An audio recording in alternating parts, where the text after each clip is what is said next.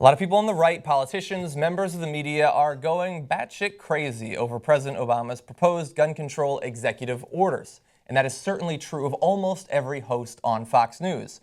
Almost everyone, but not everyone. There is someone who thinks that part of what Obama said is actually pretty reasonable, and it's a face that you might not have expected. Let's watch. On the other side, the NRA and the gun owners should be reasonable. The FBI should background check anyone buying a firearm in America. That just makes sense. If you are paranoid and believe the government is stockpiling information so they can come to your house and take your guns, that's your problem.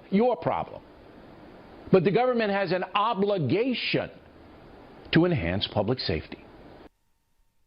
I love that he at least admitted that the government has some relationship with society and the safety thereof. That's not something that I would expect from Bill O'Reilly, but I think he makes really good points there. And he's representative of the majority of conservatives in the country. He is not, an isolated case within, his political party. Yeah. The reality is the majority of Americans feel this way. They want background checks. They want reasonable regulations related to guns. And unfortunately, you have far too many people who have platforms like O'Reilly saying the exact opposite and lying to the American public about what the majority of Americans want, which again is common sense gun regulation. It's amazing that they can't even accept the background checks. Like we're talking about expanding the background checks because it seems insane to me, and I assume to you, that if you're a violent felon, you can simply buy a gun online. It seems like the thing that a violent felon might do, and you might want to stop it. But we're not talking about it because background checks and expanding them will be the cure of all of America's evils. We're still going to have far more gun violence than every other country in the world, effectively. But it's something. Can we have something after all of these crimes? Now, there's far more that we need to do, but I think that we have to at least show that our country isn't 100% crazy. And this would be a good way to do that. Now, O'Reilly, who, like Rand Paul, I think, 1 out of 30 times can be reasonable. Even a broken clock is right twice a day. Every once in a while, even if that broken clock is an elitist, bully, racist, basically, and hates the homeless for some odd reason.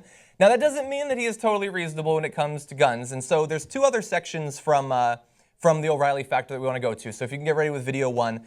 He's going to talk about the number of gun murders, and these 2, I love these 2 clips. I think I want to save these to come back to every once in a while because they so demonstrate the lack of concern that some in the media have for people killed by guns. And to some extent, this undercuts his willingness to have the background checks because he apparently thinks, yeah, give it to him, who cares anyway, which is still better than many members of the conservative media. But here is the first of those less reasonable points. Mr. Obama is obviously sincere in his quest for more public safety, but he is missing the big picture. According to the latest FBI stats, slightly more than 8,000 people were victims of firearm murders in 2014. There were 118,000 robberies involving a firearm and almost 150,000 aggravated assaults involving guns. The population of the USA is approaching 330 million, so you can see there is not a gun crime epidemic. And the vast majority of these heinous crimes are committed by hardcore criminals, not civilian shooters. As far as terrorist-related firearm killings in the USA, there have been 88 deaths in the past 10 years by armed terrorists. Not an epidemic. I love that. That's amazing. It kind of goes against everything that his show is about.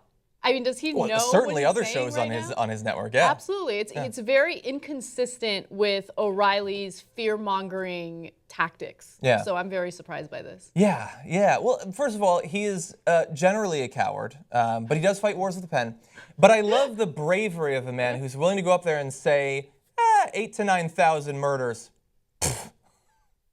Have you lost someone to gun violence? Yeah. In 2014 alone, 8,000 to 9,000. Those families barely affected. No, but that's the not a big problem. It's honestly American culture when you really think about it. I mean, when you think about it on an international level, we drone innocent civilians abroad and then we refer to them as collateral damage. Yeah. We just killed some children at a wedding in Afghanistan. Oh, we also bombed Doctors Without Borders hospital. Yeah. But collateral damage. Collateral damage. And then on a domestic level, you have the same type of mentality. Look, honestly, it starts from the top. And Yeah. when our government has that very flippant attitude toward deaths of innocent individuals, I wouldn't be surprised if it trickles down into our media and just the collective consciousness of the American people. Yeah. It's just depressing to listen to it. And I do love the numbers that he used, because he was making a point there, and you sort of hinted at this when we came out of the video. He was making a point there, but I don't think he understands what point that he was trying to make. I would argue that yes, 8,000 to 9,000 per out of 300 million in 1 year is not a very large fraction, but I think that the absolute value of the suffering that's been added to the world by ruining that many families and ending that many lives is absolutely horrendous and needs to be stopped. And when we can make relatively simple changes to our gun laws to help that, we should do it. But let's talk about the numbers, because he showed there between 8,000 to 9,000 gun murders in 2014 alone. We're not talking about suicides. We're not talking about accidental shootings. We're talking about murders by a gun in 1 year, 8,000 to 9,000. And he said this is not an epidemic. We don't need to address this effectively. We don't need to do much because it's not a big problem. 8,000 to 9,000 murders in 1 year. Okay, let's say you include 9/11. A lot of times when we talk about deaths from terrorism, we stop after 9/11. I'm going to include 9/11, which had a little bit over 3,000 deaths. And then you have something like 50 deaths a year since then from terrorism. Let's add those together. I'm going to even give you the soldiers who died in Iraq and Afghanistan because of the war that was started supposedly for 9/11. You still don't even get to the 8,000 or 9,000. And that's not in 1 year, that's in the last 14 years. And as a result of that number, which is lower than what he said we shouldn't even care about, we started multiple foreign wars, we spent trillions of dollars, we sent thousands of our young men and women to die abroad, we killed far over 100,000 people in the Middle East and the surrounding areas, and we're still doing it. We're still bombing Syria. We're still bombing Afghanistan and Iraq. And we're still spending billions and billions and billions of dollars every year. And beyond that, I'll make it a little bit more personal for Bill O'Reilly there. It takes up the majority of the oxygen in your studio every single day. You said this is not a gun epidemic that needs to be dealt with. Why are you spending so much time talking about it?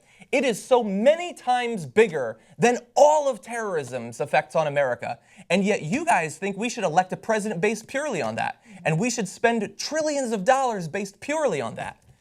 Yeah. How the fuck does that math work out?